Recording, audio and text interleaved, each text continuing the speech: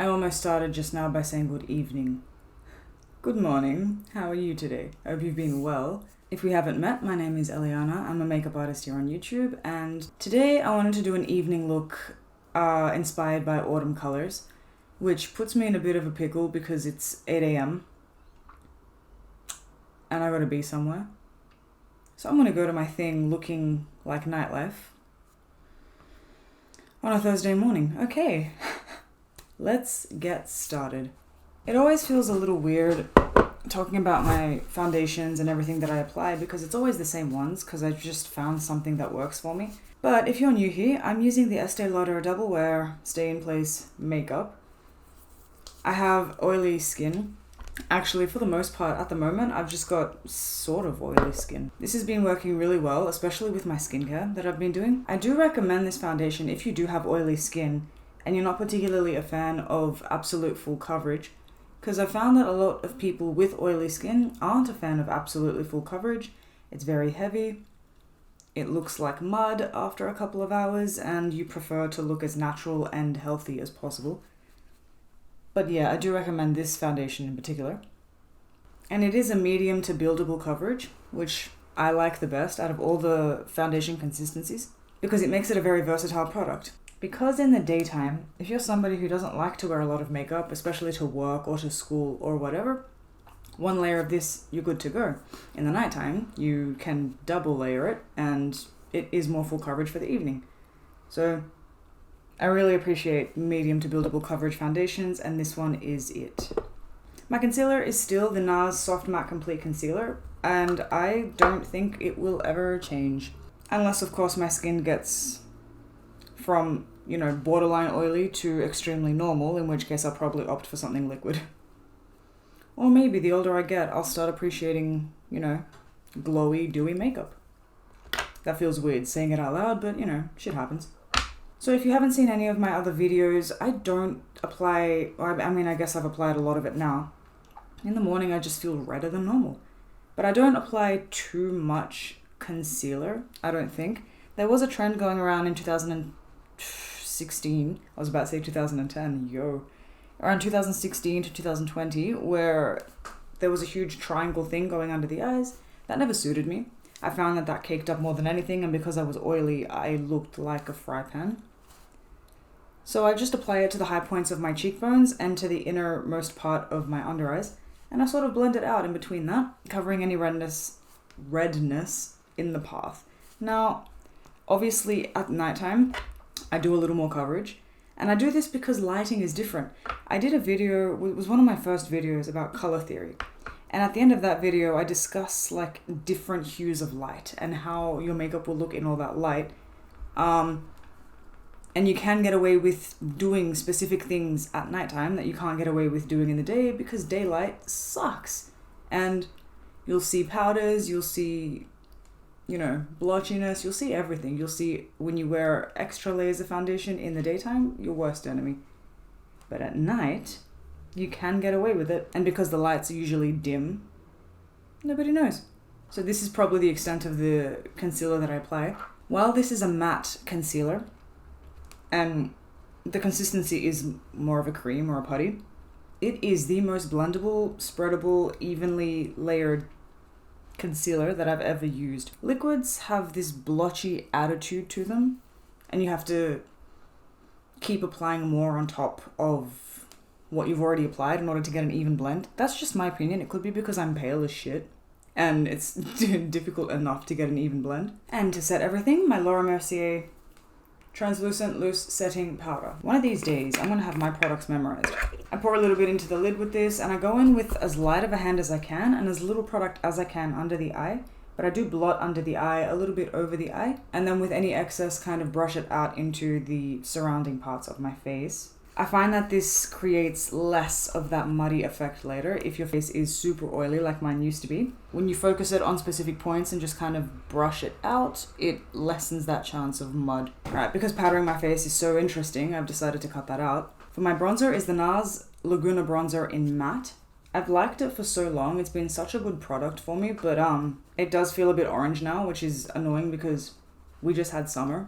And with a fluffy brush and the same bronzer, I make a very light contour of my nose. I don't even think I make my nose any thinner or any different than it actually is. It just sort of brings my bronzer together so I don't look like I've been hit by a snowball, you know? And I bring that under the lip a little because if you have smaller lips like I do, it's just a little trick to make it look like the lower lip is curling over, creating more of a shadow. I do have an in-depth lip contouring video for thin lips. I've changed some things since then, but if you're interested in that, I'll link that as well, because I understand the struggle of wanting plump lips and falling short every damn time. It's so early, I forgot the word for blush. My blush is the Dolce Vita by NARS. I blend that up into my cheekbones because I am mature aged. I'm not. That's just the shape of my face. I need to stop telling people I'm older than I am. Normally I don't go in with a spoolie before I go in with my eyebrow spoolie, but I have not had my eyebrows done for an age, and I just feel like that extra brushing helps.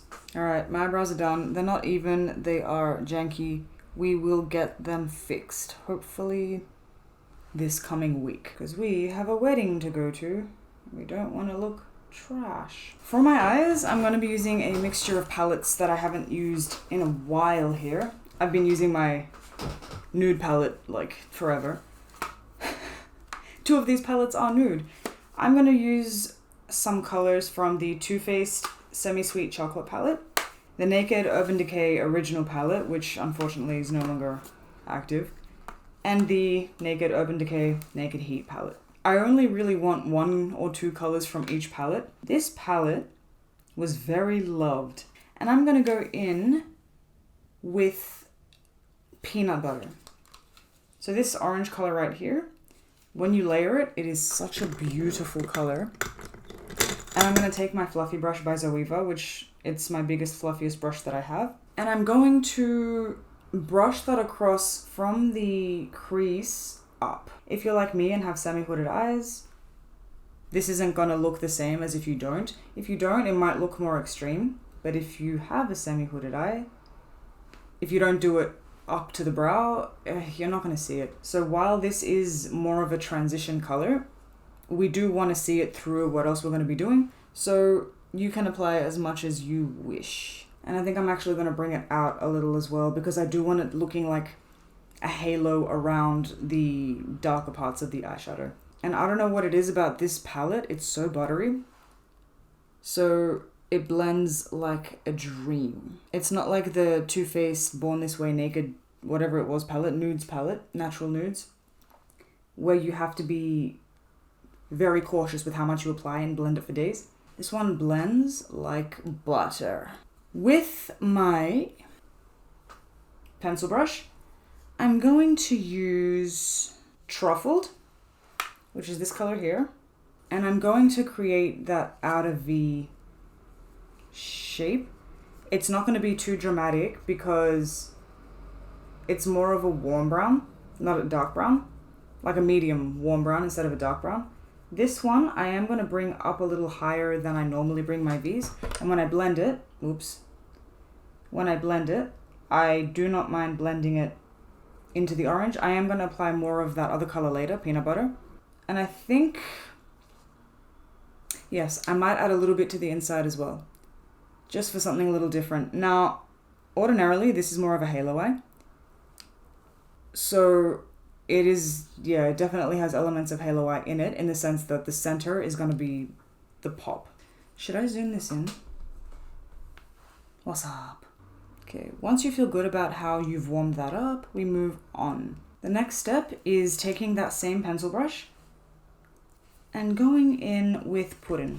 Puddin is this one. Now with this one, we are concentrating it. So Puddin, you want to go in with more of a calculated hand.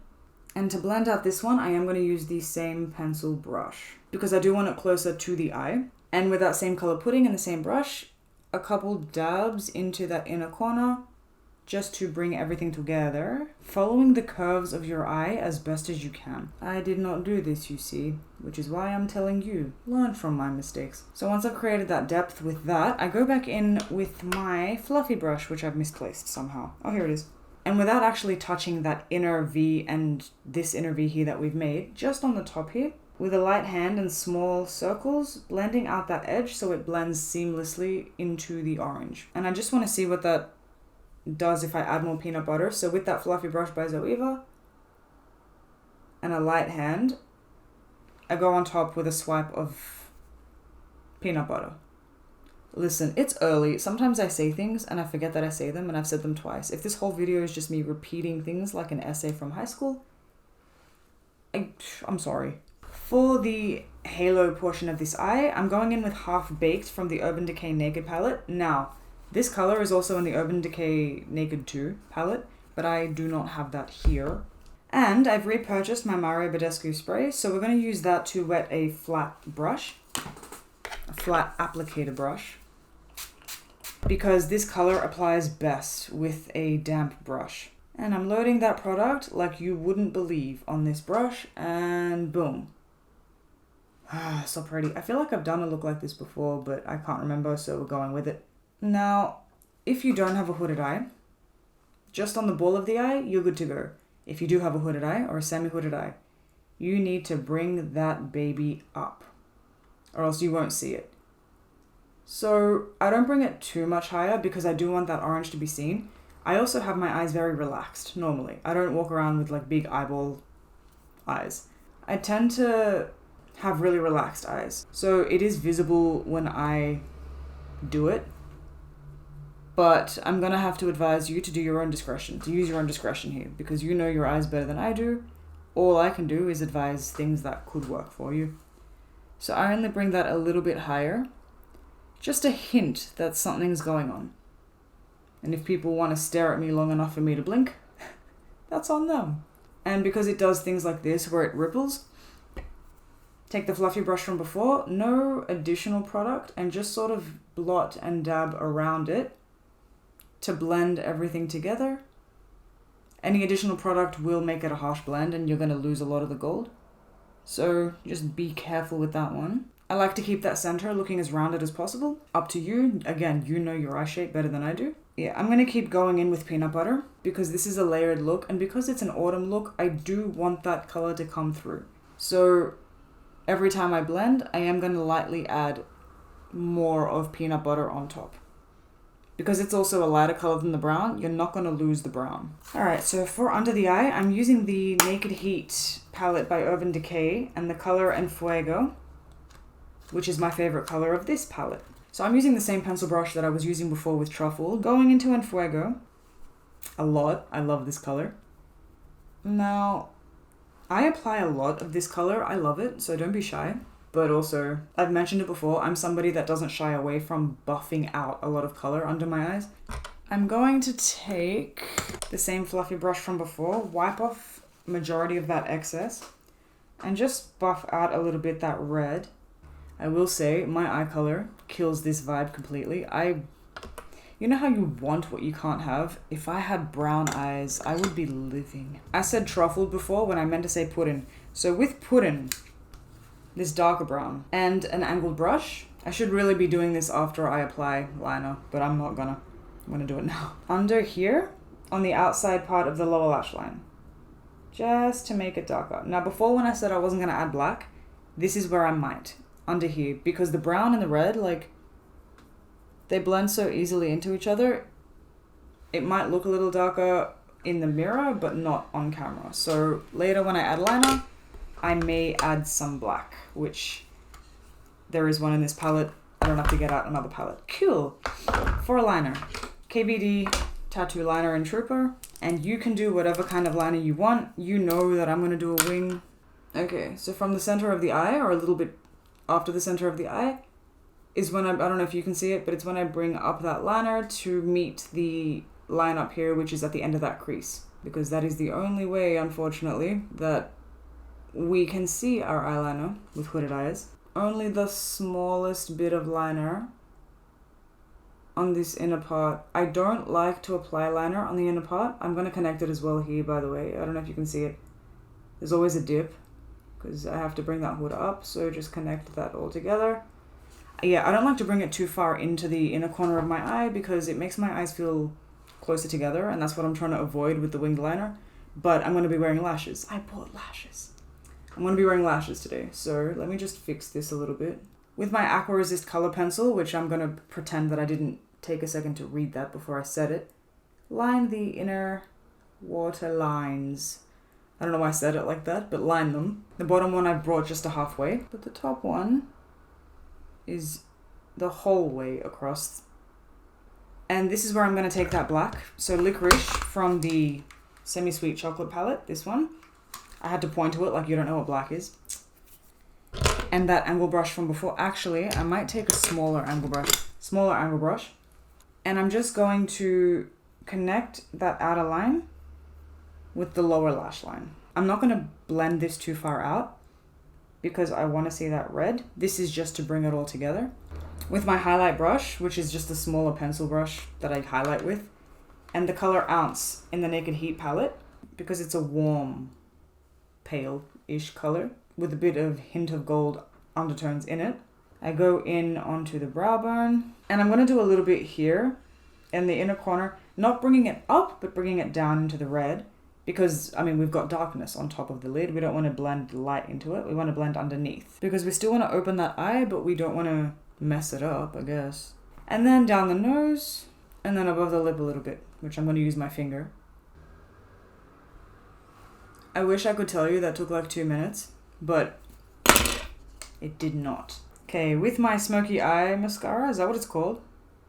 Smoky Eye Mascara by Bobbi Brown. I'm gonna do mascara things so that not only the base of my eyelashes are dark, it blends into the falsies, which are dramatic. And because we like to be extra, it goes on the bottom lash line as well.